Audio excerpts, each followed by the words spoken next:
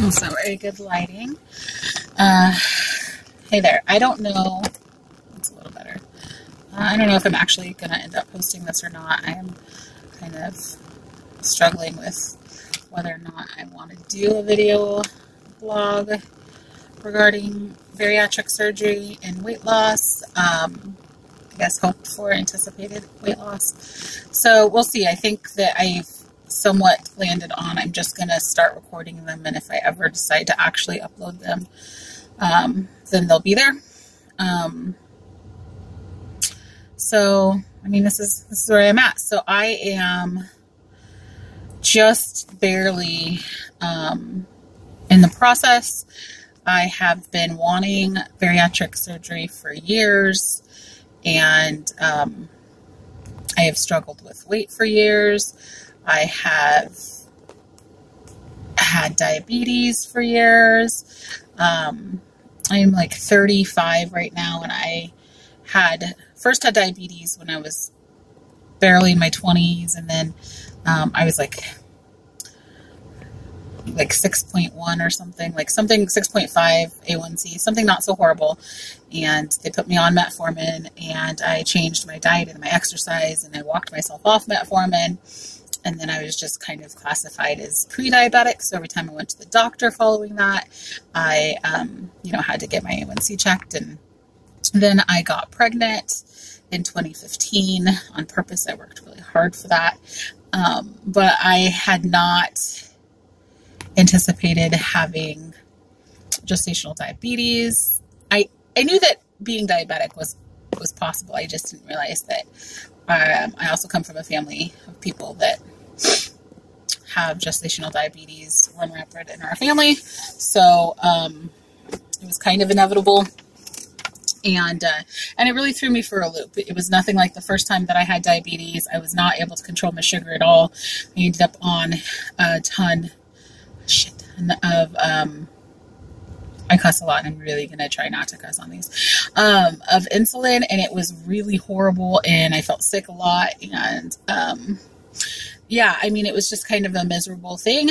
After I had the baby, I've been pretty much minus maybe a month or so, diabetic since. So, it's 2019 right now. It's February 23rd, 2019, and my first round trying to do the surgery, I went to the orientation, like the Swedish medical orientation. I guess I should also mention I'm in Olympia, Washington, and so the Swedish medical place that I went to was like, I don't know, Renton or Seattle or something like that. And did the orientation, learned a lot about the different surgeries, and then, gave them like my application or whatever, and they ran my insurance, and my insurance wouldn't cover it. So it's just been squashed for a few years. That was sometime after the baby was born. I think he was just barely walking, maybe 8 or 9 months at that point. And so I've really wanted to do the surgery since then. And I have, continued fluctuating my weight. My weight has always been up and down my entire life. I have used drugs to get smaller. I have done 20 million diets, some successfully. I've just never been able to maintain weight. I've actually been watching a lot of these weight loss vlogs, and, I'm just going to say the same thing that other people have said. Like, I am really good at losing weight. I've done, like I said, many, many different diets, and I've lost weight, and I'm not good at keeping the weight off. There's an emotional aspect to eating that everybody also talks about that's very, very real for me, and I cannot get away from that. I just don't know how. Not strong enough to do it. Anyways, it always comes back to winning for me. It always comes back to eating and giving in. And so I've really been looking for counseling for the last, since I got denied the surgery, I'd been looking for counseling, that seemed, I want to say, appropriate, to my issues. And I've been unsuccessful in feeling comfortable with any, option I've had in front of me. So, I mean, I could probably spend a whole video going into why that is. But I have. So I just got a job last July And I've changed insurances since I got the job to one that is with Kaiser. So Kaiser does cover the surgery. I was able to get my doctor to refer me since, you know, I think I got in middle of January, and they referred me to the bariatric surgery program. So this Kaiser program is all the way up in Bellevue, which is pretty close to Seattle as well. Quite a drive, but it is what it is, and I'll take it. I'm really excited for the counseling piece of it, or at least I think that they make you meet with a licensed social worker who is, I don't know what that looks like, but I'm excited for it anyway. Even if I have to do ongoing counseling with somebody else, I think that I have a lot of emotional tools that I need to learn. You know, some background about me as well. I'm in recovery. I've been in recovery for 14 years, and I've quit a lot of things in my life, and food was just always that thing that I wasn't ready to give up. And you know, at times in my life that I've just been downright angry, that I have to, you know, it's not fair that I, you know, cannot eat without harm and that other people can. So, so that led me here. Like I said, I'm really in the beginning stages of this process. The referral just got sent. I talked to the lady. One of these videos I've watched, these weight loss vlogs, also had to deal with Kaiser, and their advice just was continually to be proactive. And I'm definitely feeling that makes sense because, you know, you make a referral and you call about it, and they're like, oh, we haven't, you know, barely even processed that yet. But it's, you know, this is my life, and I've been waiting for this for years, and I'm tired of feeling sick every day, and I'm tired of not being able to play with my kiddo without feeling sick and winded, and I'm tired of hurting every day. You know, I get off work and I'm hurting, and I lay down and I'm hurting. I wake up and I'm hurting. You know, I want to be here for my kiddo. I want to stick around for my kiddo, and like, this is my life. So it's my job to be proactive about that. So, so the second that I finally got the letter, I called, and the lady's like, oh, you know, I have your referral, but I haven't gotten to it yet. But that was yesterday that I called her. She said that today's Saturday. Yeah. She said that she anticipated getting to it either yesterday or Monday. And that when she finished intaking, I don't necessarily know what that means, but whatever she needs to do to my paperwork, that she would send me a message on this, you know, the online Kaiser thing, that would tell me that my labs were ready, because the next step in the process is that I need to go get a bunch of labs. I have no idea what those labs are, and I don't care. I will do whatever they want me to do, at Kaiser. And then I have to take a class. So I guess the last surgery program I wanted to be in was like an orientation, and then they had you do educational classes.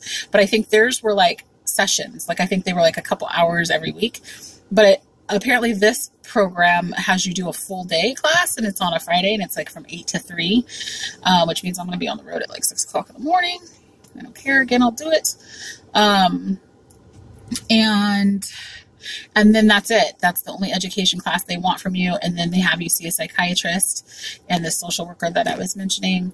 And then I guess if your labs come back okay, I mean, I'm not necessarily sure what disqualifies you at this point. I have some fear about whether or not, you know, I'm finally here and they're going to tell me if for some reason or another that I'm unhealthy and I can't do it. But I mean, this is also why I want the surgery, because I'm unhealthy. But so, you know, I'm just kind of waiting to figure out that process. And I certainly intend to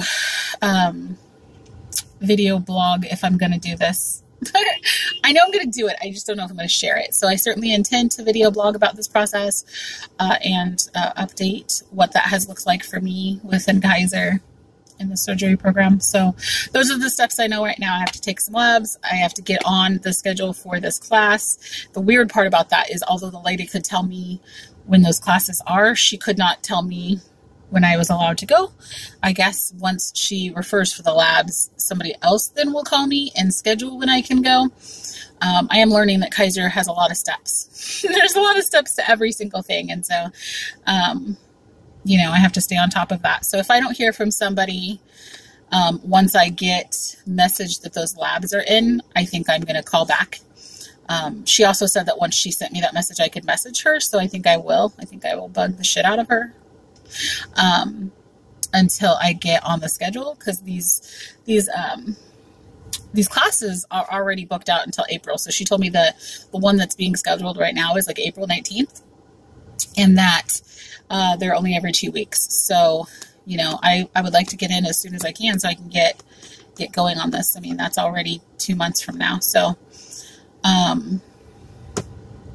once I take the class, then, and meet with a psychiatrist and a social worker, or maybe one or the other, I'm not sure. Then I guess I meet with a nurse practitioner that goes over all those lab results and tells me if I, you know, I'm appropriate for surgery, I guess. And then I would meet with the surgery doctor. So that's the process as I know it. I'll certainly update it as I can. I'm not going to try to make these videos too super long. We're already at 11 minutes. I am interested in they call it the Roux-en-Y, the bariatric surgery, not the sleeve, at this time, just from what I know about it and the people I know who have gone through this process, and that has been just the most successful for them. I know there's some talk about, like, if you're young, if you're in your 30s, like, maybe it's not worth it to do it because you have so much life that I don't want to do this again. Like, I feel like that's what's needed for me. And so, we'll see if that changes during this process, but I don't anticipate that it will. All right, I'm going to go ahead and end this here, and yeah, and I'll see if I end up uploading this on YouTube.